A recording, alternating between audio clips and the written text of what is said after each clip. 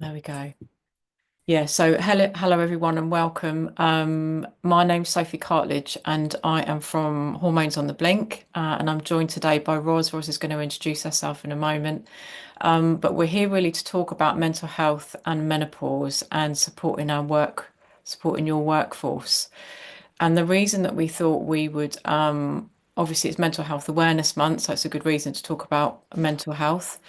But we know that there can be some real challenges around individuals identifying, okay, is this my mental health that's being impacted? Is this hormone related? Very often people thinking actually it's a mental health issue, GPs perhaps thinking it's a mental health issue. And then the challenges that that presents for you as people in the workplace that might be managing teams. How do we go about identifying that, helping them to identify that, and therefore put the right supportive measures in place for them? So yeah, we thought we'd run this session and we hope today that whatever your situation is, that there'll be something useful that you get out of it. We're going to kind of, because of the time frame, we're going to run it in sort of a webinar fashion, if you like. Please feel free to put any questions, any thoughts that you have in the chat. Because if you're anything like me, if you don't mention it there and then, it will have left the building never to return. Or maybe it might do, but it'll be tomorrow when you're having a shower and you'll be like, oh, that's really helpful. So yeah, stick it in the chat function. And what we'll do is we've got time at the end to go through questions and and have a chat. Whatever you feel comfortable doing, whether you want to have your camera on, your camera off, whatever's best for you. I can see you've all muted yourselves, which is great, which means we've got any background noise taken out. But very kind of briefly, if we haven't met before, I know there's some familiar faces here, but my journey with menopause, my journey with starting with hormones on the blink, really came about through my own personal struggles. And I was experiencing really intense symptoms, rage, real upset, real emotional upset, but it was very up and down. So it wasn't present all of the time. It impacted work, it impacted home. And when I went to the GP, they all offered me antidepressants, but I knew I wasn't depressed. And that set out, if you like, a kind of chain reaction of events, which led to me retraining and thinking, well, wanting to make a change in terms of helping women to feel more educated and more empowered so that hopefully when they get to perimenopause, they don't find themselves struggling knee deep in it, that they've got access to that information beforehand, before they're in a really desperate place. So that's a little bit about me.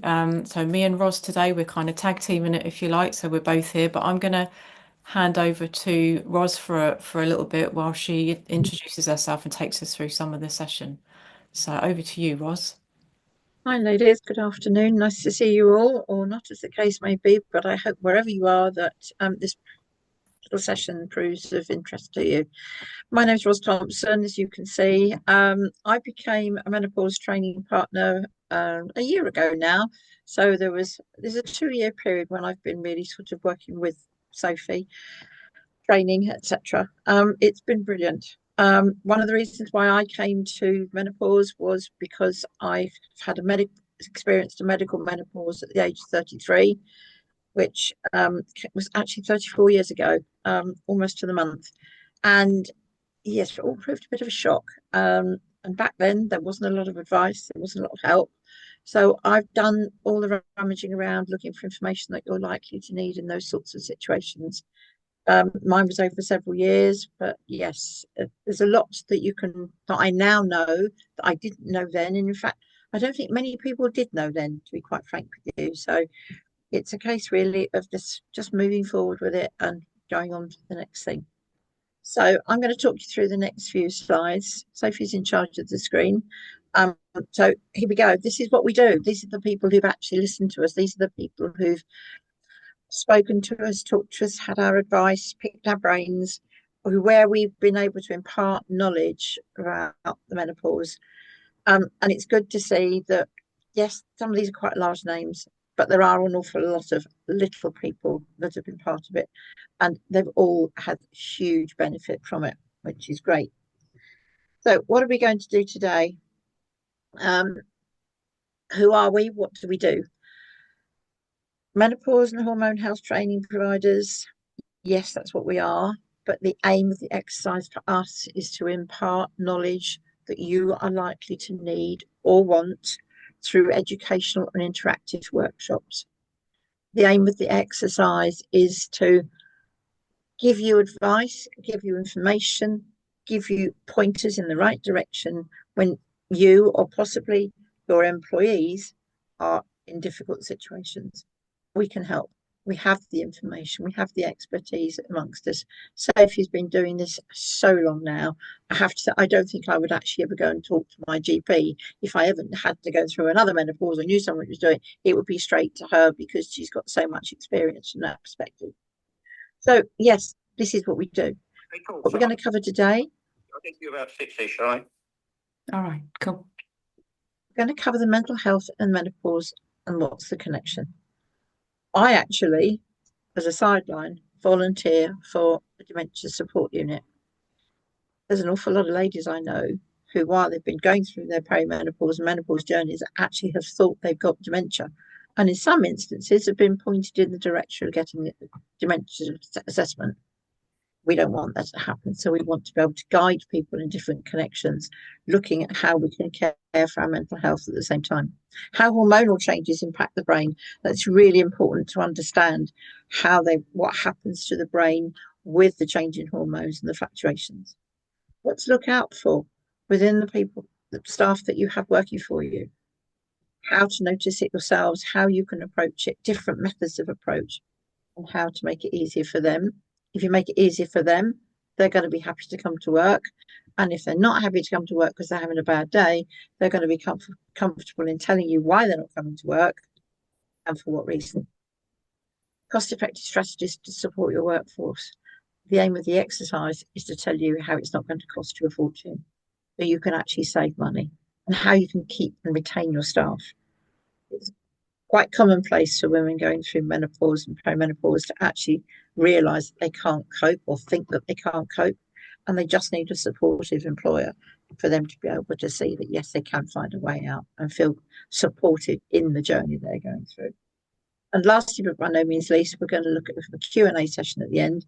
As Sophie said, please feel free to drop your questions in the chat so we can tackle them all at the end, because we'll both be keeping an eye out for you. There we go. So, menopause, mental health, what's the connection? You may wonder, well, I have to say, when I first went through it, I did wonder if I was losing my mind, and I've heard it on several occasions. There is this general thought that, oh gosh, I'm going round the bend. How can I control my mind? What can I do? Why is it affecting me in this way? What can we do to deal with it? So, what we're hoping to do today is by allowing you to find that out and see what we can do. Next one, Sophie, please. So the anxiety and these stats are really real connections, and they exist when it comes to mental health and menopause. The anxiety, the career impact, the psychosis later in life, and the suicide risks. 69% say of the women that we've surveyed say that they all experience difficulties with anxiety and depression due to menopause. That was a landmark study. I mean, 69% is a huge percentage in amongst the female population, workforce population. Excuse me. In 2014, the CDC also published a report stating that women between the ages of 40 and 59 have the highest rate of depression. That's so sad that that's the case, because it needn't be. But there's so much going on. Women at that age, they're struggling with so much. They're trying to keep a job together, a home together, a life together. And then they get menopause. And invariably at the time of menopause, you also get children that are going through adolescence. So there's an awful lot of struggle. Career impact that this has. That 99% of women felt that their menopause or perimenopause symptoms has had a negative effect on their careers. A lot of them either resigned totally, take early retirement, or go part-time. So all the talent that's in the workplace completely disappears. 59% have to take time off work, and 18% more than 8 weeks. That's a huge cost to society. It's a big impact as well, isn't it, Ros? I was just thinking Massive, about how, managing sickness in the workplace, if it's a day, it's kind of a day here and it's a day there. But when we've got women that are out of the workplace, we see this here, this for more than 8 weeks. If you're managing a team, that's quite a big gap to fill, isn't it? huge chunk. Yeah. And then a high number of those women then don't come back to work because it's quite uncomfortable then, isn't it, if we've been signed off for 8 weeks to then go back. Yeah. The other thing that's actually really, really sad is that News and Health, who've done lots of surveys on this, they surveyed 3,000 women. Those that had time off sick, only 5% of the sick notes that they saw said menopause. Wonder what the rest said. Depression, anxiety, those sorts of things. And the women, the chances are they've been offered antidepressants to boot, which isn't going to help them. And we look at psychosis. The first episode, psychosis, during the fifth decade of life is not a rare occurrence in women. For that to show up, that's really, really nasty for them. It's horrible. It affects the mental health. And then we get the highest rate of suicide for women reported by the Samaritans is between 45 and 55. That's a devastating fact. And that's what the Samaritans are saying. In the work that I do, I work part time with the Samaritans, and it happens all the time. Women are in a situation where they can't cope and they can't cope with their work. And we want to be able to help you, as in the workplace, to be able to manage your staff through their perimenopause and menopausal journey by making life a lot easier. And then everything will fall into place for them. Now I'm going to hand over to Sophie. Thank you, Ros. Thanks for Thank sharing you. that. And I think I don't know about you guys that as well that are listening there, but those stats they really sock you in the eyeballs a bit, don't they? They're Mm. quite impactful, and I think we hear more and more about people in the news, that it comes to light, and it's women of a certain age, and every time it's heartbreaking because we want to have been able to reach out and help those people, and that's why they're uncomfortable conversations, maybe talking about mental health and menopause, but why they're so very important. So we're going to come on to how hormonal changes impact the brain because this is really key in helping. It really is, Esther. It's really heartbreaking. Really key in helping us to have kind of empathy and compassion for others, but also to have self-compassion for ourselves when it comes to how our hormones work.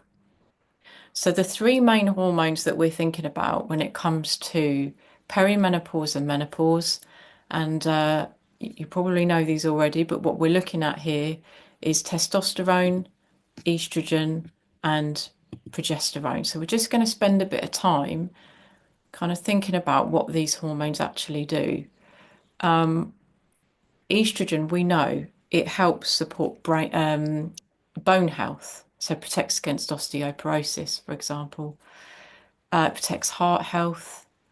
It supports our liver with cholesterol metabolism. So sometimes what we'll see, for example, is we'll be going to the GPs. We might be in our kind of 40s or 50s, have a set of blood tests done. And the GP comes back and says, "Oh, your cholesterol levels pretty high." And suddenly we think, oh no, I'm eating the wrong thing. We might not be eating the wrong thing at all.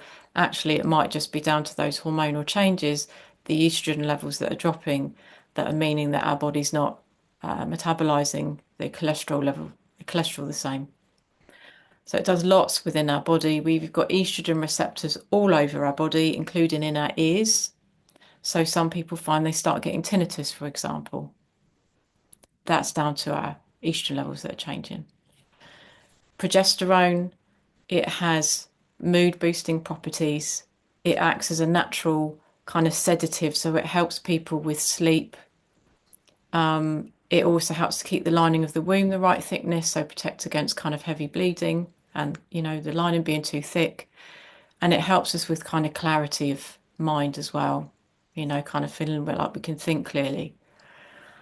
And then we got testosterone. Now we think of this, don't we, typically as the male hormone. It's about building muscle, and it is. It's about muscle mass and retaining muscle mass. So we might find as we get older, if we like to exercise, for example, we might find that instead of retaining that muscle that we had before, we end up with the annoying spare bit around the middle, and we don't really know why we've got that there, because we're not doing anything different. Well, it's down to those hormonal changes. But these are things what they do within the body. But when we think about what they do within the brain, they do so much, but really it's quite overlooked. So a lot of women will describe if they're on HRT, for example, and they get prescribed testosterone, I've heard them say it's like they get their motivation back, their joy for life. They get up and go, their drive comes back. Estrogen, people say, once their hormone levels are balanced, it really helps, with things like brain fog, being able to think clearly, being able to remember, and progesterone, managing our anxiety levels. We might suddenly find that we're really anxious about presenting in front of people. We're anxious about driving places, or new anxieties that suddenly we're blaming ourselves for. So they have a very real impact on how we feel and our mental health. But the tricky thing to work out for people is what's going on here? Is it my hormones or is it my mental health? So something to kind of bear in mind, and we're gonna go on to look at this a bit more in this slide, is that the NICE guidelines recognise that there's a difference there. And whilst some people might have struggled with depression, with anxiety beforehand, when we get to perimenopause, those people that might have struggled with that, it can get more intense for a while. But the difference between is this depression, is this permanent anxiety that I'm suffering, or is this actually hormone related, is to do with whether it comes and goes in a cycle. Okay, is it intermittent? For anyone that struggled with, had bouts of depression, you will know you wake up in the morning, it's there on your shoulder, you have lunch with it, you go to bed with it. When it comes to hormone related feelings of depression or anxiety, you could feel fine first thing in the morning, but by 2 o'clock in the afternoon, you are not okay. And again, thinking about this in the workplace, how we might see people and their responses to situations. So what you can see here, I'm just going to ask quickly, and feel free to just drop it in the chat. Have we got anyone here that's got teenagers? Ros touched on this. Have we got anyone that's potentially perimenopausal age and got teenagers at home?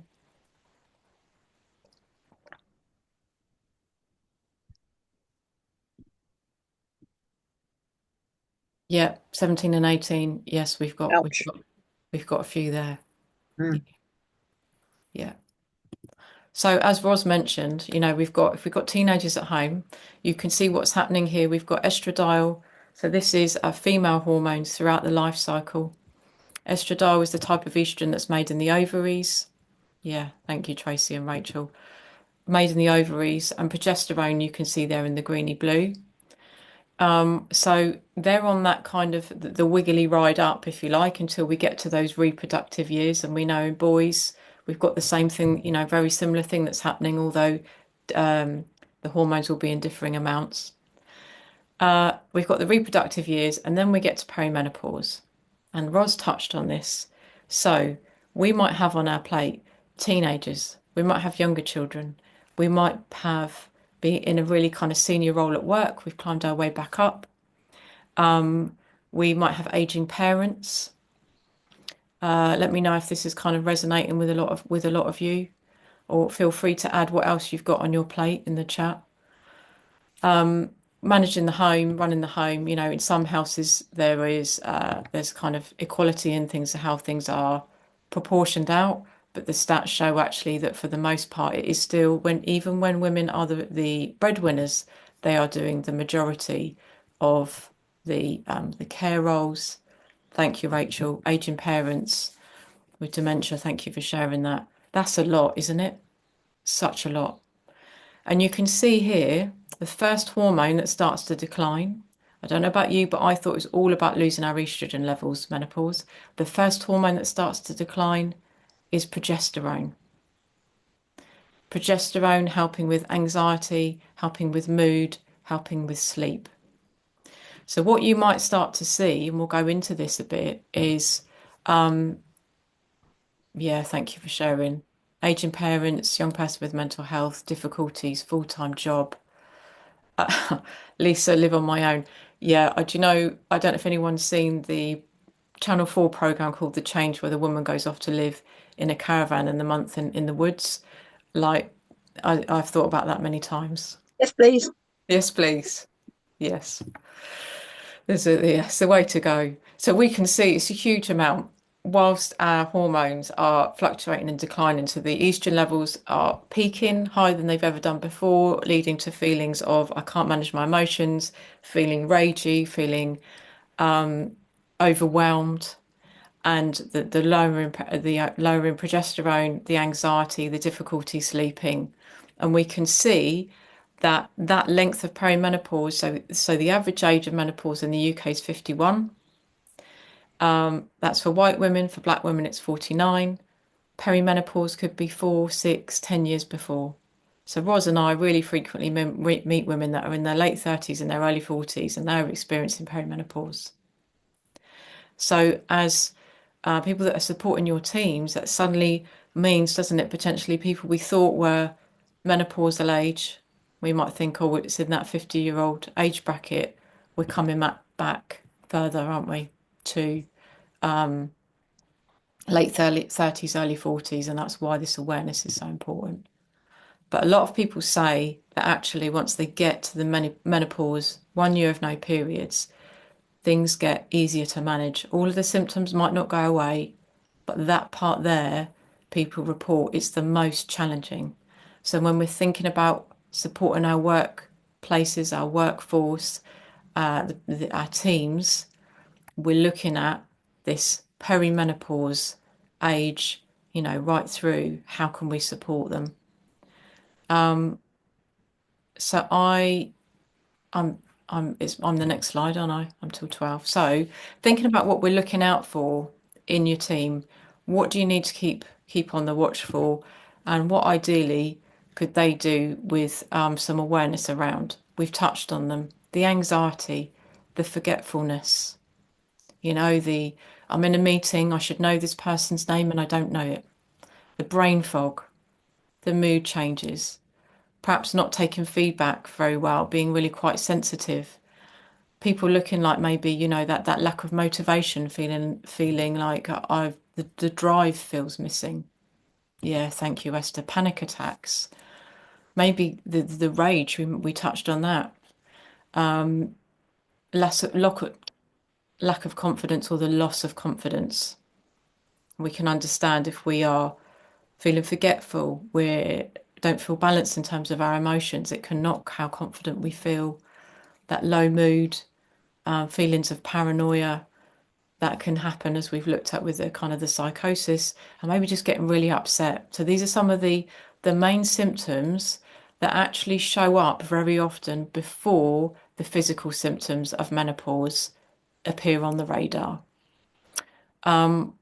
So I hope that that's helpful. Please feel free to put in the chat, if you resonate with this, if you kind of notice this around you, making those connections.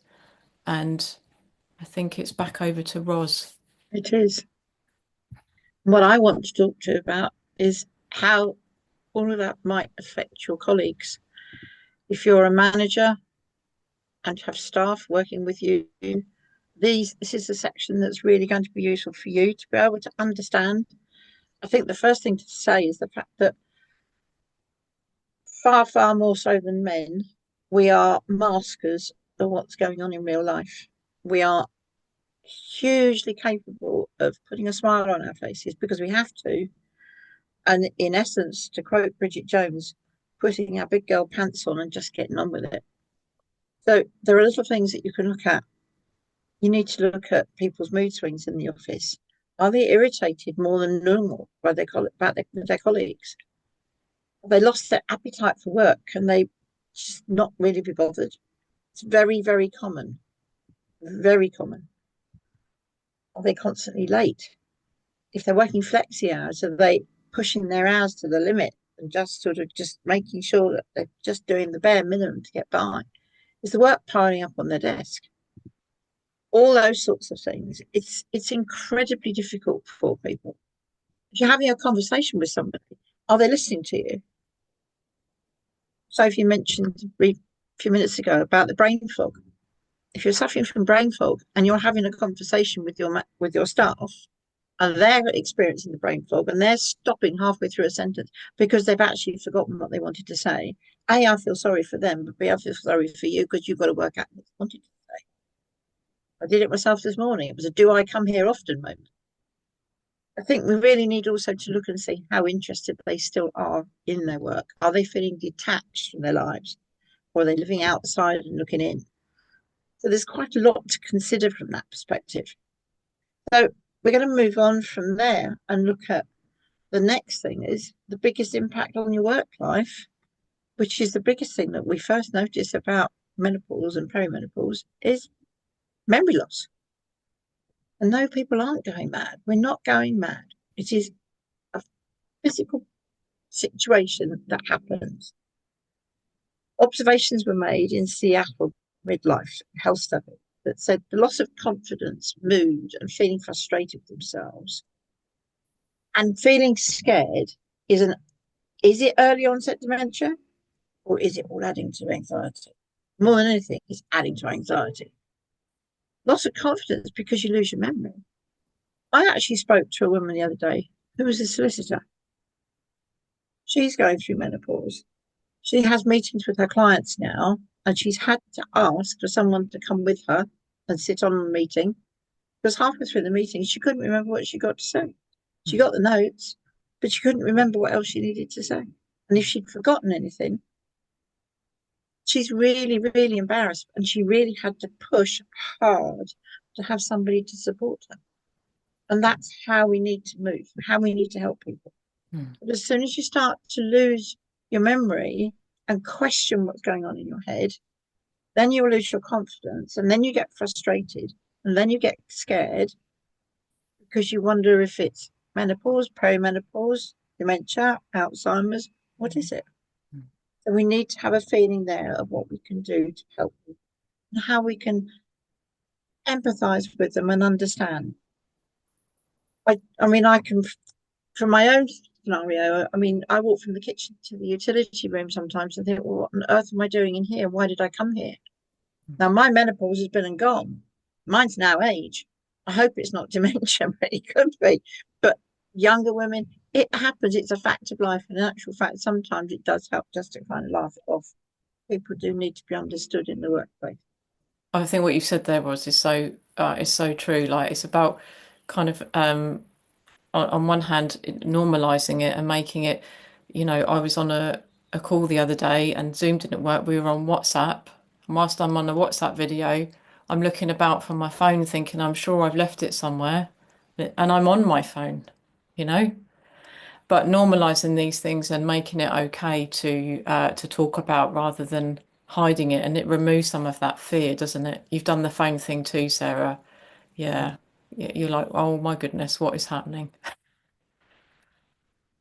I have a big problem now because I'm now wearing just reading glasses, having a cataract done. I spend more time in my house walking around wondering where the glasses are.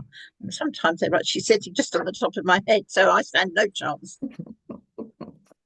So let's move on to the next one. Where are we? Cost effective strategies to support your workforce. And this is what we really need to think about. How can you actually help your staff, help yourself, and help your staff without it actually costing you a small fortune? Because that's the first thing that superiors within the office or you yourself as owners of businesses are going to think, whoa, we need to look at this, but we need to think about how we can save some money and what we can look at. And I'm delighted to tell you that we have got some things that we can look at. And the lady who's in charge of the screen can kindly change it for me. Thank you. And So, thank you, so. I think this is me, isn't it? And then it's back to you. Is it you? Yeah. Right, your To turn. me, to you. Yes. Sorry. No, don't worry about it. So yeah, so some cost-effective strategies to support your workplace, and there's things in here that actually don't They don't cost anything.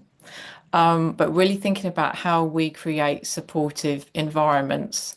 Now, as we're talking through these, if there's any that you've seen, you've implemented in your workplaces, whether it's mental health or whether it's menopause or something else, please feel free to share what has worked really well for you, so that we can, share that knowledge with each other. But yeah, supportive environments. Now, this can be things like having a kind of a real open door policy, being open almost from the top down in the workplaces. Sometimes we see when we run awareness sessions, for example, that it's the employees that are struggling that attend. But when we get to kind of sometimes senior management levels, people are fearful of opening up.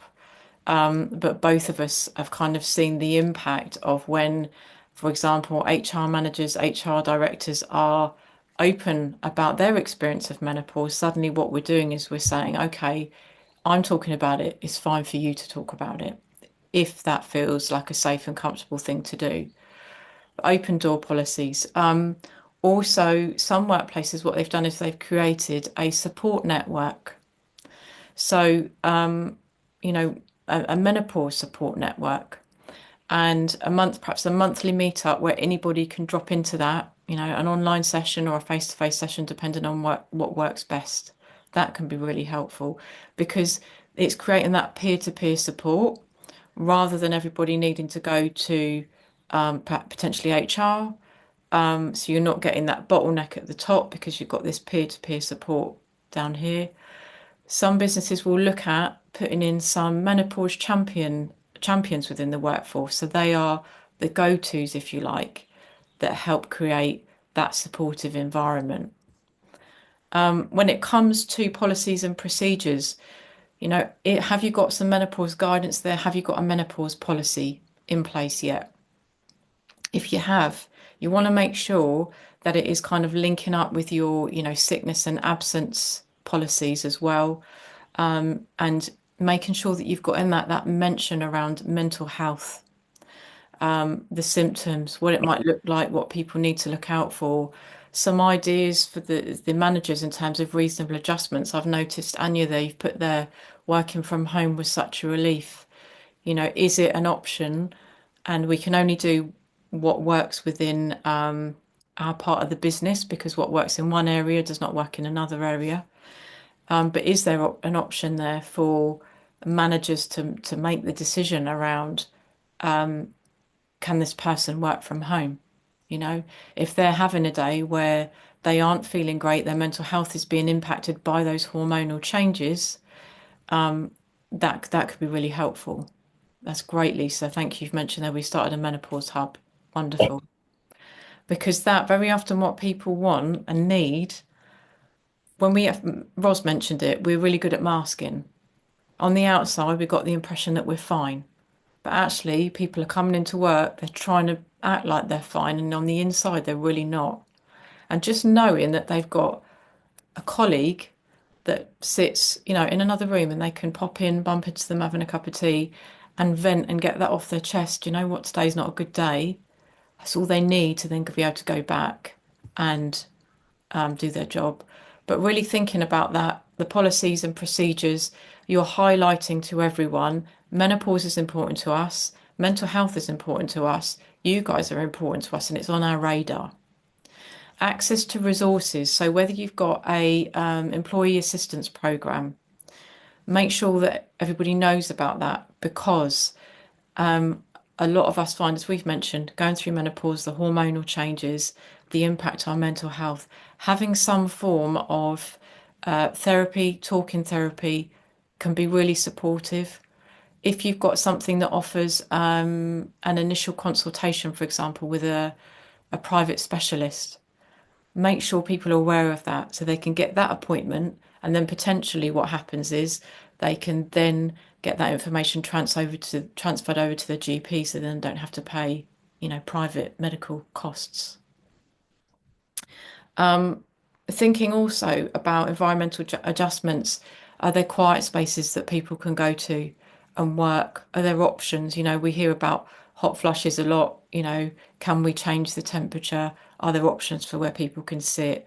Are there fans that are available? But obviously, it's not just about those hot flushes. There are other things as well.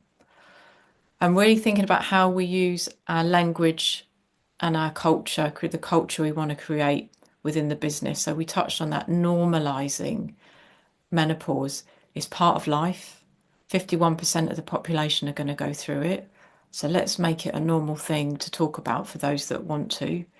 And it's important that we get that leadership buy-in because it's all very well having an educated workforce, but what we need is for those people to know the support is there from the leadership team.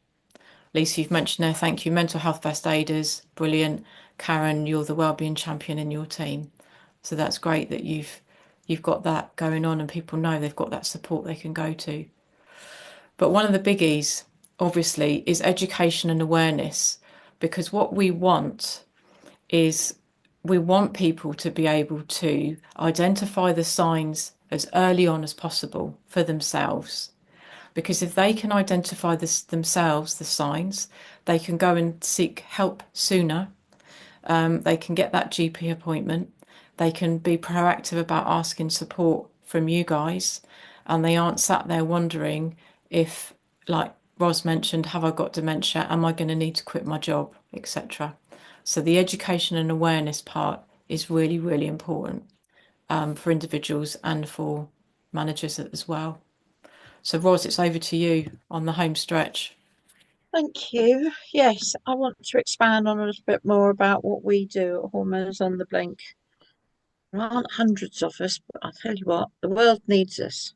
That's one thing I have learned because there's an awful lot of people go, oh my goodness me, thank goodness you know what's happening. I think the most important thing to find out first is how many people in your businesses need help. One, two, 20, 30, depending on the number of staff. Is it just women? Is it men? We have a free menopause and hormone health needs analysis survey. Um, it's confidential. You can send it out to your staff. And I would advise if you're going to do it, as it's free, um, get the results back. Let us have a look. Let us help you. Let's help find the right pathway for you. I know Sophie did a lot of work the other week with um, a training session full of men. There weren't any women in it. It was all men. And I think that's phenomenal. If you can get male managers in a room learning about the menopause, and not only that, they then also want to know about how they can help their families as well and help their wives and know that their wives can know to understand. So we run menopause awareness workshops.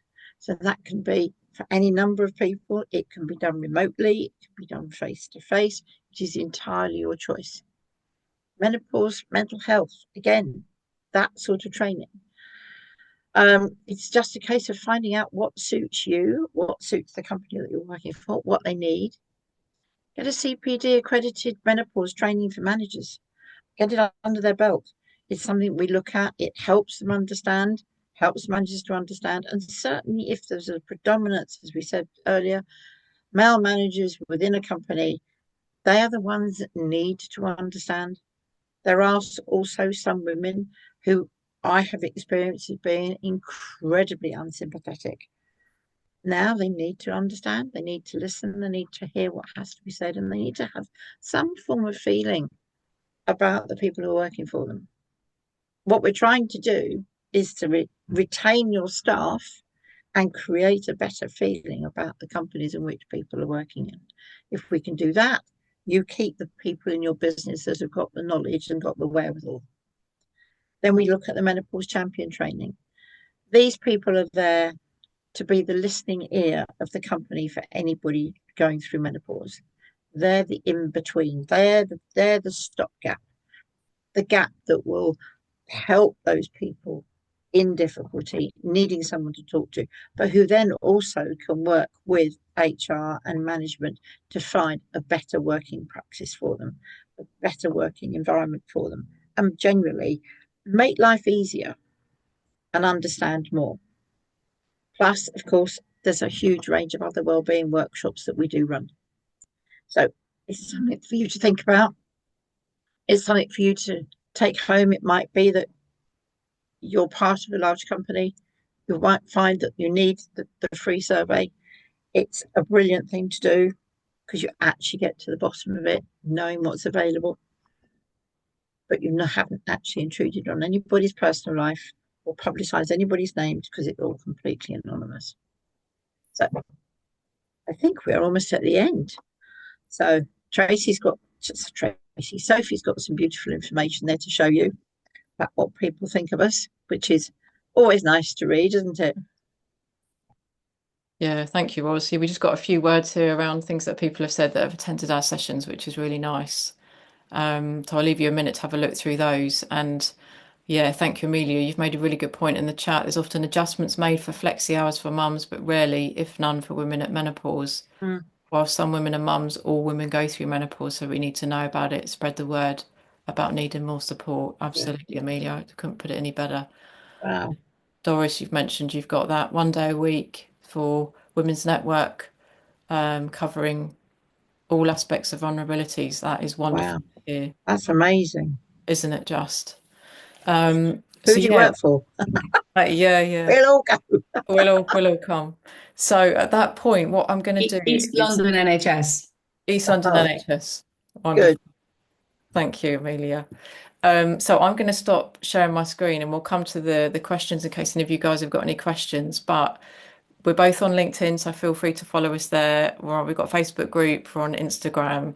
And what will happen today is I'll stop sharing. You will get a email from us both. We will share some links to resources, a link to the recording in case you want to watch it back, and for those that perhaps weren't able to attend. And yeah, if you want to come back, get in touch with us, then feel free to do that. Before we go, thank you to those that are saying thank you. Mm. Anybody got any questions at all? Anything you would like to ask or to share, or takeaways that you will take with you today? You can feel free to unmute yourself or take your camera off, whatever you want to do.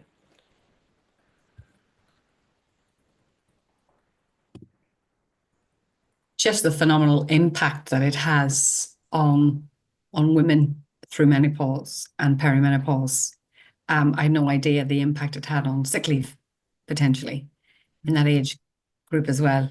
It'd been good, I guess. I mean, women of all working age are impacted by hormones, whether it be menstrual health, perimenopause or menopause, and it would be interesting to look at the differences in the impact on sickness and absence.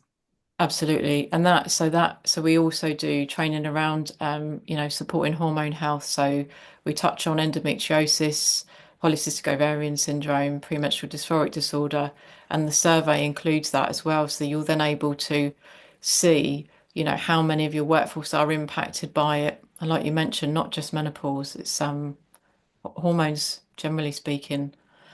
Yeah, so thank you. Anyone else at all? Anyone else got any thoughts? I think one thing I'd like to mention is the fact that we often hear that there are so few women in jobs of power, the tops of the trees. They are very few and far between. And I think possibly now you have some understanding as to why, because it's tough, really, not just to get there emotionally, but physically with everything that goes on in our bodies. It makes it incredibly difficult. Mm. So, yeah, lots to be thought about. Absolutely. Yeah, thank you.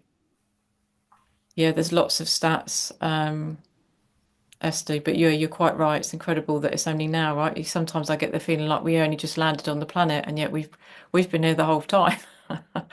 Where's the awareness been? So yeah, thank you, Thank Anya. you, Andrew.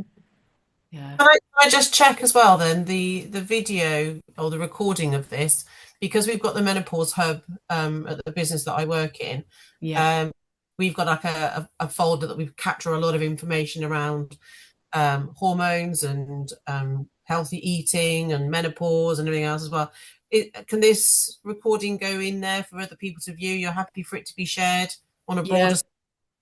Well, so what we'll probably do is we might create put it on YouTube and create a link for you, and then you can put a kind of hyperlink, if you like, into that so that Fab. people can watch it.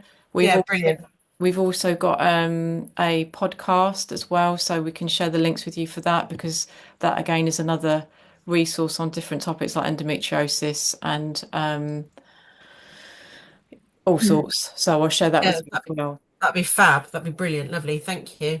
Yeah, you're welcome. Thank you. And thank you, Louise. Thank you. Second one you've attended and you've learnt something new today. So that's wonderful. It's always nice if someone takes something new away. Question from Sarah. Question from Sarah. Yeah, so we'll answer this and then we'll let you guys go. Do HRT patches stop all menopause symptoms or just reduce them? Great question. And what I'm going to say is it varies from individual to individual.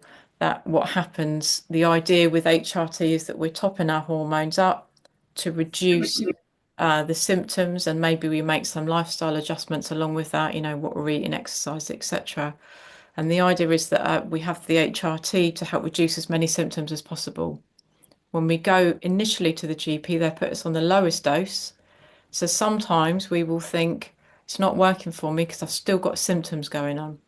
But what it is we've been put on the lowest dose, and actually we could might maybe do with a bit more to help more with those symptoms.